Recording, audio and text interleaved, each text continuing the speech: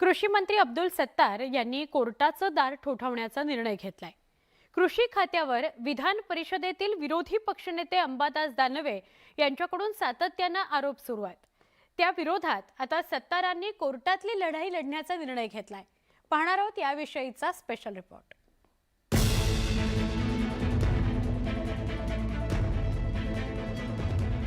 कृषी मंत्री अब्दुल सत्तार विरोधकांच्या रडारवर आहेत, तर विधान परिषदेतील विरोधी पक्षनेते अंबादास दानवे आणि माजी खासदार चंद्रकांत खैरे सातत्याने अब्दुल सत्तारांवर तोफ डागतायत। अंबादास दानवे, चंद्रकांत खैरे आणि अब्दुल सत्तार हे तिन्ही नेते छत्रपती संभाजीनगर जिल्ह्यातील आहेत, त्यामुळे त्यांच्यात राजकीय स्पर्धा ही आहेच। राजकीय स्पर्धा आणि दोन्ही पक्षातील राजकीय वैमनस्यामुळे आरोप प्रत्यारोपांना आता धार आली आहे। मात्र कृषी विभागातील टेंडर प्रक्रियेवरून नाहक टार्गेट केलं जात असल्यानं सत्तारांनी आता कायदेशीर कारवाईचं हत्यार उपसलंय।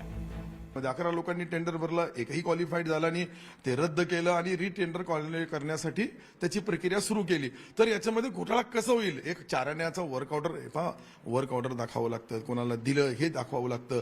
हे आरोप करणं, हे त्याच्या पोटामध्ये जे पोटसूळ आहे सामन्याचे, मला माहित आहे त्याचे कारण काय। त्यांच्या विरुद्ध आम्ही उठाव केला, त्यांना आम्ही घरी बसवलं, तर त्याचा हा पोटदुखीचा का पार्ट आहे। कृषी विभागातील 150 कोटींच्या टेंडर प्रक्रियेशी संबंध नसल्याचं अब्दुल सत्तारांनी स्पष्ट केलंय। तर दुसरीकडे अंबादास दानवेंनी कृषी विभागाच्या निविदा प्रक्रियेवर आक्षेप घेत कृषी मंत्र्यांनी दावा दाखल करण्याच्या भूमिकेचं स्वागत केलंय। याच्यामध्ये कृषी विभागाने जवळपास 150 कोटी रुपयाची निविदा असताना ज्या पद्धतीने ही निविदाची प्रक्रिया अवलंबलेली आहे, ही निश्चित भ्रष्टाचाराला वाव देणारी आहे आणि म्हणून या सगळ्या निविदा प्रक्रियेचा तपास झाला पाहिजे, चौकशी झाली पाहिजे। या संदर्भात माननीय कृषी मंत्र्यांनी न्यायालयात अब्रू नुकसानीचा दावा दाखल करण्याची घोषणा केली, मी त्याचं स्वागत करतो। राजकीय नेते एकमेकांवर वेगवेगळे आरोप करत असतात, मात्र भ्रष्टाचाराचे आरोप अनेकदा वादाचं रूप घेतात। भ्रष्टाचार आणि घोटाळ्याच्या आरोपांवर कारवाई व्हावी यासाठी कोर्टाचं दार ठोठावलं जातं। आता कोर्टात कुणाच्या बाजूने कौल दिला जातो याकडेच सगळ्यांचं लक्ष लागलंय।